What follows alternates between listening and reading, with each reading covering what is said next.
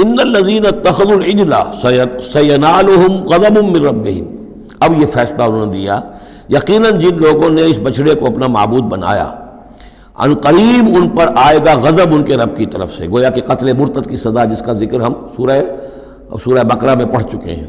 وَذِلَّةٌ فِي الْحَيَاةِ الدُّنْيَا، دنیا میں ذلت بھی آئے گی، وَكَذَلِكَ نَجْزِي الْمُفْتَرِينَ، اور اسی طریقے سے بہتان باندھنے والوں کو، جھوٹ گھڑنے والوں کو ہم جزا دیتے ہیں۔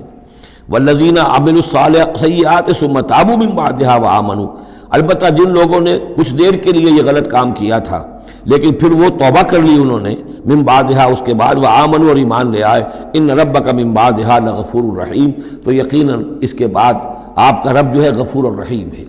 جن سے عارضی طور پر یہ بات ہو گئی تھی پھر انہوں نے توبہ کر لی، ان کے لیے تو مغفرت ہے، اللہ تعالیٰ معاف فرمائے گا، غفور الرحیم ہے۔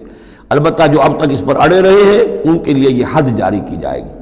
یہ بالکل ایسے ہی جیسے سورہ مائدہ میں ہم نے پڑھا ہے محاربے والی آیت میں کہ اگر کوئی ڈاکو ہیں، راہزن ہیں، کوئی ملک کے اندر فساد مچا رہے ہیں، تو اگر اس سے پہلے کہ تم ان پر قابو پاؤ اگر وہ توبہ کر لیں تو پھر ان کے لیے معاملہ اور ہوگا، پھر ان کے ساتھ نرمی بھی ہو سکتی ہے، معاف بھی کیا جا سکتا ہے۔ لیکن اگر قابو پا لو تو پھر ان کی سزا بہت سخت ہے، لیکن قابو پانے سے پہلے توبہ کر لیں تو ان کے لیے نرمی۔ اسی طرح یہاں معاملہ ہے۔ وَلَمَّا سَكَتَ عَن مُوسَى الْغَضَبُ، جب موسیٰ کا غصہ کو ٹھنڈا پڑا، أَخَذَ الْأَلْوَاحَ، اب انہوں نے وہ تختیاں اٹھائیں، وَفِي نُسْخَتِهَا هُدًى وَرَحْمَةٌ لِّلَّذِينَ هُمْ لِرَبِّهِمْ يَرْهَبُونَ، اور اس کی تحریر میں لکھا ہوئی تھی رحمت، ہدایت بھی اور رحمت بھی ان لوگوں کے حق میں جو اپنے رب سے ڈرتے ہیں، اپنے رب کا تقوی اور خوف رکھتے ہیں۔ وَاخْتَارَ مُوسَىٰ قَوْمَهُ 70 رَجُلًا لِمِيقَاتِنَا، اب ایک تو سزا دے دی گئی، ایک تو پرج ہو گئی، اور یہودی جو ہیں جنہوں نے کہ آخری وقت تک اس کے اوپر قائم رہے انہیں قتل کر دیا گیا۔ اب اس کے بعد ایک اجتماعی توبہ کے لیے حضرت موسیٰ علیہ السلام نے اپنی قوم کے 70 سرکردہ افراد کو لیا، واختارا چن لیا۔ اختار موسیٰ قومہ 70 رجلا لمیقاتنا، اللہ تعالیٰ ہی نے طلب فرمایا ہے ہمارے وقت مقررہ کے لیے چن لیے موسیٰ نے اپنی قوم میں سے 70 سرکردہ افراد۔ فلما اخذتهم الرجفۃ، جب وہ آئے ہیں کوہ طور پر یا اس کے قریب تو ان کے اوپر کپ کپی طاری ہو گئی یا زلزلے نے آ پکڑا، یعنی وہ ایک سخت ترین جو ہے ان کے لیے پھر خوفناک صورت پیدا کر دی گئی۔ قال رب، حضرت موسیٰ نے عرض کیا پروردگار، لو شئت اہلکتہم من قبل وإیایا، اگر تیری مشیت یہی تھی تو اس سے پہلے ہی ہمیں بھی ہلاک کر سکتا تھا، مجھے بھی کر سکتا تھا، انہیں بھی کر سکتا تھا۔ خطا کار تو ہم ہیں، غلطی ہوئی ہے، لیکن بہرحال ہم نے اتنا بڑا کفارہ بھی دے دیا ہے، اپنی قوم کے اتنے لوگوں کو اپنے ہاتھوں ذبح بھی کیا ہے، لیکن یہ کہ اگر ہلاک ہی کرنا تھا جو اس وقت شکل ہو رہی ہے تو پہلے قدم پر بھی تو ہلاک کر سکتا تھا۔ لو شئت اہلکتہم من قبل وإیایا، اگر تو چاہتا تو ہلاک کر دیتا ان سب کو بھی اور مجھے بھی۔ اتہلکنا بما فعل السفہاء منا، کیا تم ہمیں ہلاک کر دے گا ہمارے کچھ بے وقوف لوگوں کی حرکت کی وجہ سے؟ ہمارے ہاں کچھ بے وقوف تھے جنہوں نے حرکت کی تھی، اور ان کی وجہ سے کیا پوری قوم کو ہلاک کر دے گا؟ ان ہی الا فتنتک، نہیں یہ تیری طرف سے ایک آزمائش ہے۔ تضل بہا من تشاء، تو گمراہ کرتا ہے اس کے ذریعے سے جس کو چاہتا ہے، وتہدی من تشاء، اور ہدایت دیتا ہے جس کو چاہتا ہے۔ انت ولینا، تو ہمارا ولی ہے، ہمارا ساتھی ہے، پشت پناہ ہے، مولا ہے۔ فاغفر لنا، بس ہمیں بخش دے، ہماری گناہ کو معاف فرما، ورحمنا، ہم پر رحم فرما، وانت خیر الغافرین، اور یقیناً تمام بخشنے والوں میں تو سب سے بہتر بخشنے والا ہے۔ واکتب لنا فی ہذہ الدنیا حسنہ وفی الآخرہ، ہمارے لیے اس دنیا کی زندگی میں بھی حسنہ لکھ دے، طے کر دے۔ اب دیکھیے یہ دعا کر رہے ہیں حضرت موسیٰ اپنی قوم کے لیے، بنی اسرائیل کے لیے، واکتب لنا فی ہذہ الدنیا حسنۃ وفی الآخرہ، وہی الفاظ ربنا آتنا فی الدنیا حسنۃ وفی الآخرۃ حسنۃ وقنا عذاب النار، تو لکھ دے، طے کر دے کہ ہمارے لیے دنیا میں بھی حسنہ ہو، آخرت میں بھی۔ انا ہدنا الیک، ہم تیری جناب میں توبہ کرتے ہیں، رجوع کرتے ہیں، جو خطا ہو گئی ہے اس کا اعتراف کرتے ہوئے معافی چاہتے ہیں۔ قال عذابی اصیب بہ من اشاء، اللہ نے فرمایا جہاں تک میرے عذاب کا تعلق ہے وہ تو اس میں تو میں مبتلا کروں گا جس کو چاہوں گا۔ ورحمتی وسعت کل شیء، تم رحمت کا سوال کر رہے ہو تو ایک رحمت تو میری وہ ہے جو ہر شے کے شامل حال ہے، ہر شے کا وجود میری رحمت سے ہے، اس کا بقا میری رحمت سے ہے، اس کا تسلسل میری رحمت سے ہے۔ ایک تو رحمت عامہ ہے جو تمام مخلوقات کو شامل ہے، تمام مخلوقات جو ہے اس میں سے حصہ پا رہی ہیں۔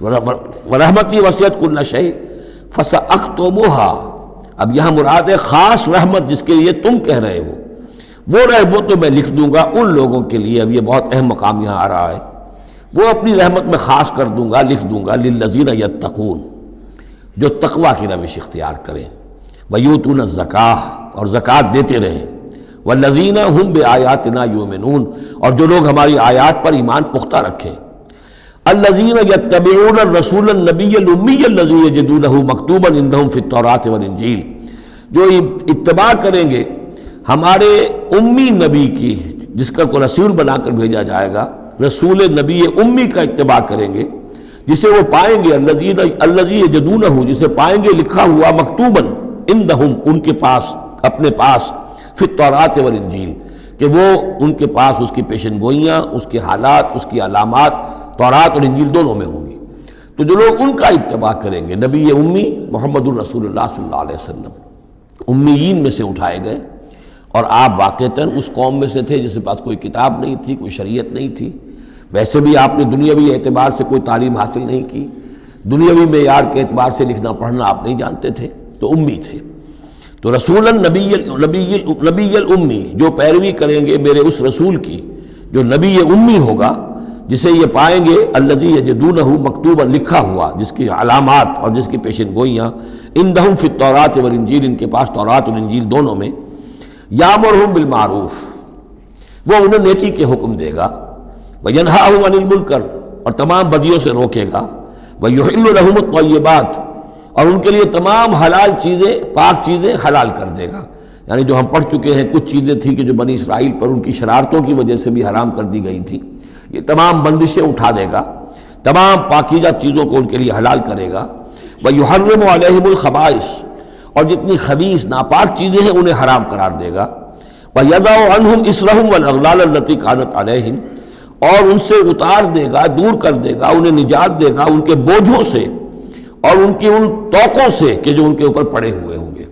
یعنی مختلف رسوم اور رواج، ان کے توق جو لوگ باندھ لیتے ہیں اپنے گلوں کے اندر، چاؤ میں کچھ لوگ دولت والے جو ہیں وہ نئی رسمیں ایجاد کرتے ہیں، نئے تہوار ایجاد کرتے ہیں، نئی جو ہے، اور تقریبات کا چرچا ہو جاتا ہے۔ غریبوں کے لیے پھر ان کو پورا کرنا پڑتا ہے، شادی بیاہ کی یہ تقریبات ہیں۔ اب جن کے پاس حرام کی دولت کے انبار جمع ہیں، ان کے لیے تو اپنی دولت مندی کے اظہار کا موقع ہے، کیسے پتہ چلے گا ہم دولت مند ہیں؟ اسی طریقے سے جیسے کہ ہندوؤں کے ہاں بنیے کی دولت کیا لگتی تھی مکان پر یا بیاہ شادی پر، باقی کھانا پینا ان کے ہاں نہیں تھا، نہ اچھا پہننا، نہ اچھا کھانا، نہ اچھا پینا، لیکن مکان بنائیں گے تو عالیشان، اور دوسرے یہ کہ شادی کریں گے تو پھر ٹھاٹ کے ساتھ۔ یہی ہمارے ہاں بھی معاملے چلے آ رہے ہیں، وہ ہندوانہ پس منظر ہے اور اس میں رسومات ہیں۔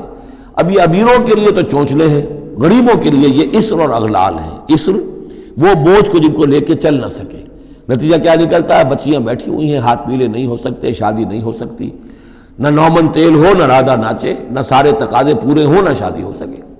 تو یہ جو اسر اور اغلال لوگوں نے، پھر یہ کہ جو سوشل ایولیوشن کہہ لیجئے یا جو بھی اس کے اندر تنزل ہوا ہے، جس کے نتیجے میں لوگوں کے اوپر طرح طرح کی قیدیں آ گئی ہیں، کہیں جو ہے وہ جاگیرداری نظام آ گیا ہے، اس کی قید ہے، کہیں بادشاہت ہے، امپیریلزم ہے، اس کی قید ہے، کہیں سرمایہ دار نظام ہے، اس کا تشدد ہے۔